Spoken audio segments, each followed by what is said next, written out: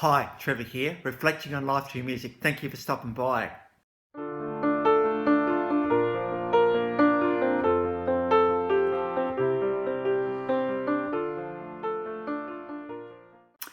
Well, coming again today, you're very, very welcome. I trust you enjoyed my last video on Gloria Gaynor and through her song, I Will Survive. We looked at that very thing, so I trust you found that one encouraging. We're going from there to 1946 in Waterford, Ireland. Raymond Edward O'Sullivan was born. He was one of 6 children. His mum owned a sweet shop and his dad was a butcher. But it's when he went to Swindon College and he thought, well, I'm going to be a bit of a graphic designer, so that's what I'm going to do. But he soon discovered that he loved music, playing with bands such as the Doodles and the Prefects. In fact, he even played with Rick Davies, who is Supertramp royalty before Supertramp was Supertramp, and he learnt piano and drums and a few other things. And from that moment on, he thought, oh, actually, I'm going to do music and I'm going to be a songwriter. The guy we're talking about is Gilbert O'Sullivan.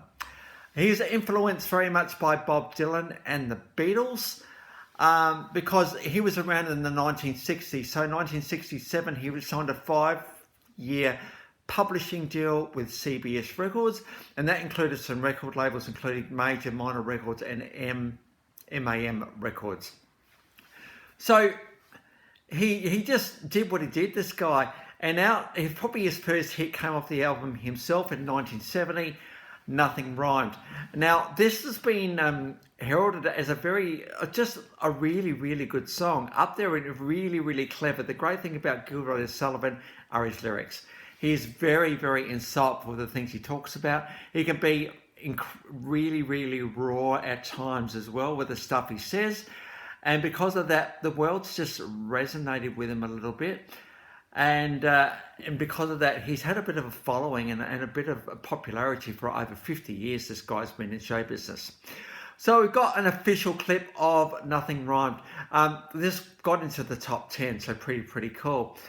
In next year, he had the No Matter How Hard I Try was the single that was released. This actually won Best Ballad of the Unavailable Awards, which is an award for songwriting. So this guy was starting to get noticed by many people around him, including the industry. We've got a studio clip on that one. But you can't talk about Gilbert O'Sullivan without talking about this song. It came out in 1972 off the back to front album. Now, once you start getting a few albums under your belt, you start to work out what works, what doesn't. You start to get very insightful with your lyrics as well.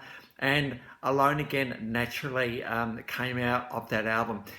This went to number 1 in the US and number 3 in the UK.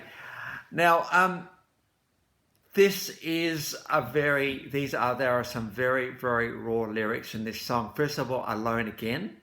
But then you put the word naturally after that. It's almost like this is my state of being. And not autobiographical really, this song, but it talks about being left at the altar and the devastation of that, wondering whether God even exists, and the death of a partner, of parents. But the thing about this one is, it's not a really, really slow ballad. It's actually a little bit more, slightly more upbeat. And because of that, it just really seeps into your very, very consciousness as you get into this feeling of alone again, naturally. One of the lines in the third verse, how can I learn to start with a heart so lonely? These are sort of the lyrics we're getting at here. Now, alone again, naturally.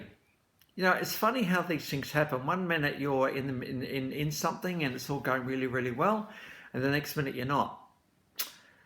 And this aloneness feeling that you get comes back, and you think, oh, right, this is just so radically different to where I was just a short time ago. I think of the song by the Beatles, Yesterday. Suddenly it was yesterday. It's like, oh my goodness, poignant lyrics, and these are right lyrics, are right there. And again, what do we like at being on our own? When we are in relationships, we don't have a lot of time to think about that question because we think about that other person all the time. But I was contemplating this last night for myself a little bit, and I was wandering down the Glenelg foreshore as I often do, and I was just encouraged, I suppose, prompted just to look at the stunning view that is Glenelg, and just to drink it in a bit, to be still in it, and to just be absorbed by it. And to know that, well, for me anyway, I believe I'm never alone. There's a God that protects me and looks after me, and he seems to step up the intimacy when I need him to, which is really, really great. But the learning to be alone, that is, you're in a house on your own with nobody else.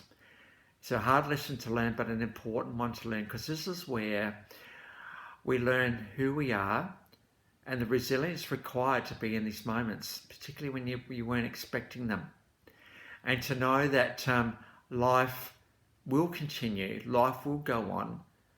And, you take your moments when you can, and you make a point of really, I suppose, just resonating with the opportunities you have. When you're not so much focused on a relationship, perhaps too, you get an opportunity to see people where they're at.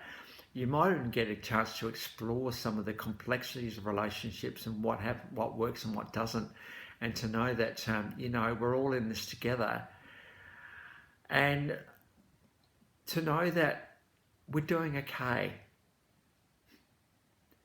If you're alone right now, or suddenly alone, whether it's through a relationship breakdown or death, which is even harder, I think, knowing you're not alone.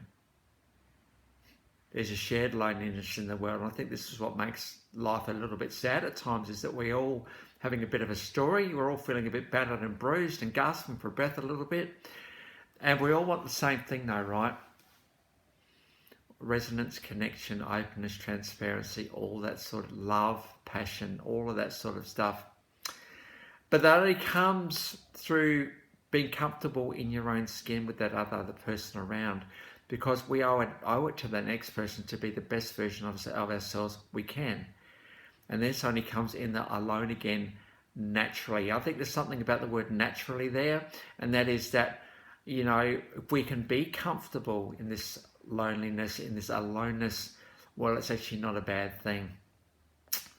And so may you be encouraged by this song today. It's just something about it. It's not slow. It's got a little bit of deep beat tunes, but it's just so, I know, down to earth, matter of fact, and just a really, really cool commentary on life. So sometimes we need songs like this one to actually just help us through. Now, this song has been touted as a very, very significant song. It's just something about it. It's considered one of the best songs, really, in this type of genre. So I trust you find that encouraging today. Now, in 1972, Gilbert O'Sullivan was absolutely massive. This guy was absolutely huge. His songs were resonating with the world because of that song. And because of that, his career was really, truly off and running. Shoot forward to 1973. Now, so we've got a lot of albums in the first few years. The song Get Down. This is a little more upbeat, and it's come off the album I'm a Writer, Not a Fighter, 1973. We've got a studio version of that one. A little bit more upbeat version of Gilbert O'Sullivan. I thought he'd get something a little bit more upbeat in there. And I do remember this song, and thinking that, this is a good song as well. And so it's good to see him sort of playing around with genres a little bit. He'd done the reflective slow stuff. He just wanted to crank things up. Now, he's got an amazing voice. I've already talked about how good his lyrics are. His voice is amazing. His piano playing is good.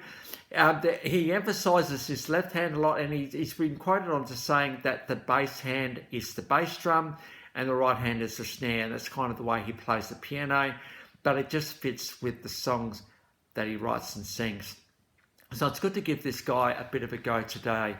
Between 1971 and 2022, there were 20 studio albums. So that's a 50-year career there. 15 compilation albums, 3 EPs and 47 singles. I'm not sure how many albums this guy has released. I won't put a figure out there because there's conflicting things out there. So I'm not going to say, but I just know I think he's been pretty significant. I think back to front, was a very significant album for him amongst a few others. And I think I'm a Writer, Not a Fighter, the follow-up to that album, also very significant as well. So he's had success, Gilbert O'Sullivan, that is for sure.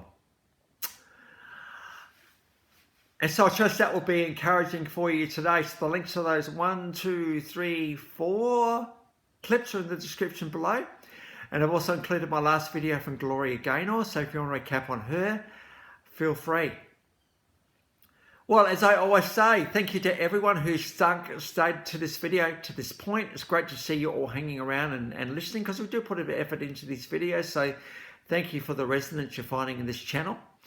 And if you've come here for the first time, or this is your first time to life, or you've come back, really, really great to see you all here.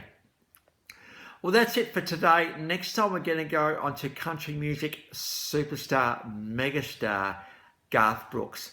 So until then, I'll catch you around. Bye for now.